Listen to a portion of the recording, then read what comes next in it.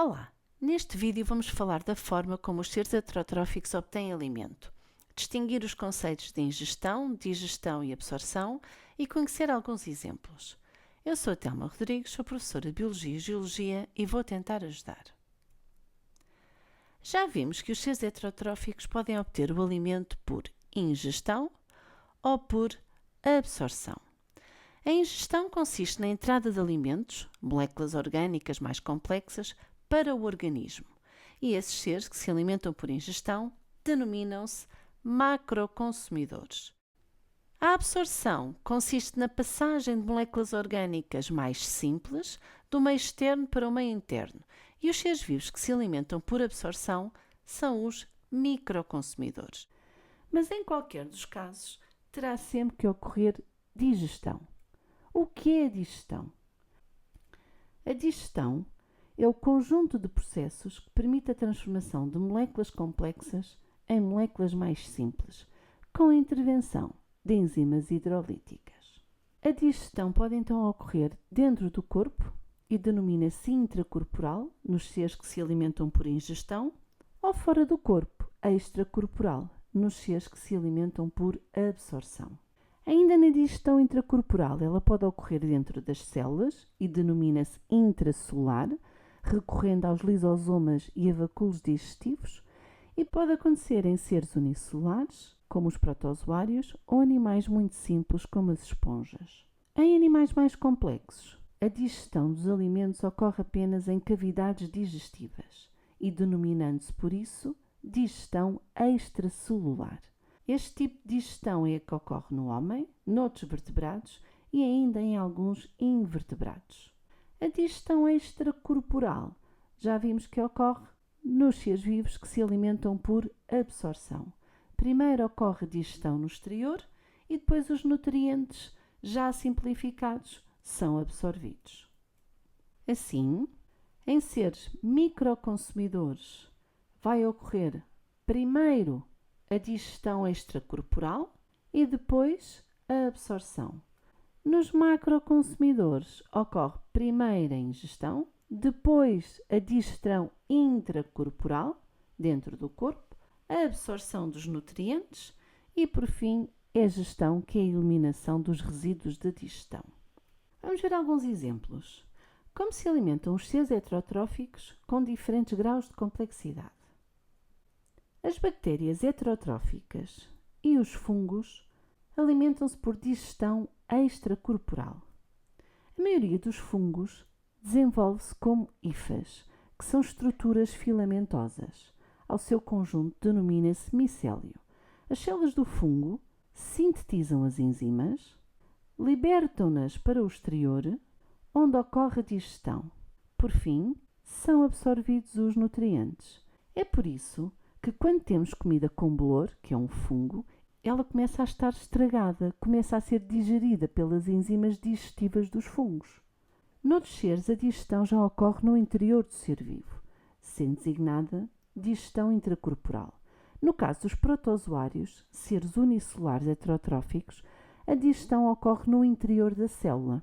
Neste caso, a amiba, ela emite pseudópodos, que são prolongamentos citoplasmáticos, envolve o alimento e digere-o no interior, recorrendo aos lisossomas e a vacúolos digestivos. É por isso uma digestão intracelular. As esponjas são animais muito simples, sésseis, quer dizer que são fixos ao substrato e alimentam-se por filtração. A água entra pelos poros e as partículas alimentares são capturadas pelos flagelos das células denominadas coanócitos, onde irá ocorrer a digestão nos vacúolos digestivos. Realiza-se, por isso, digestão intracelular. Animais mais complexos já possuem cavidades digestivas onde ocorre digestão extracelular.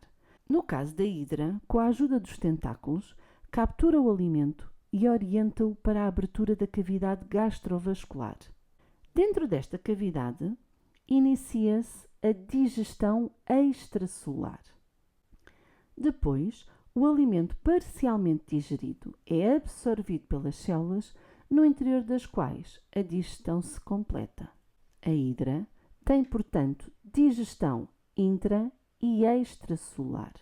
Possui aquilo que nós designamos um tubo digestivo incompleto, pois possui apenas uma abertura que funciona como boca e ânus. A cavidade gastrovascular possui esta designação porque funciona como cavidade digestiva, daí o termo gastro, e leva os nutrientes às células, daí a designação de vascular, pois estes animais não têm um sistema de transporte, um sistema circulatório. A planária também possui um tubo digestivo incompleto, com apenas uma abertura que funciona como boca e ânus. Possui uma faringe musculosa que se pode projetar para o exterior e captar o alimento. A cavidade gastrovascular é ramificada, aumentando assim a área de digestão e absorção. A digestão, tal como na hidra, começa na cavidade e depois completa-se nas células. É por isso digestão intra e extracelular.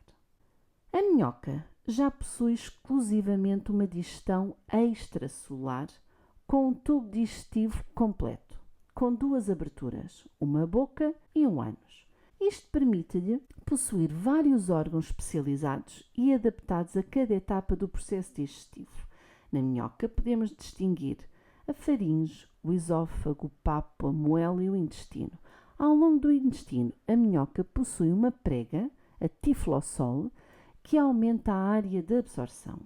Os vertebrados apresentam sistemas digestivos mais complexos, com órgãos anexos. Relembrando o sistema digestivo do homem, ele apresenta um tubo digestivo completo com glândulas anexas.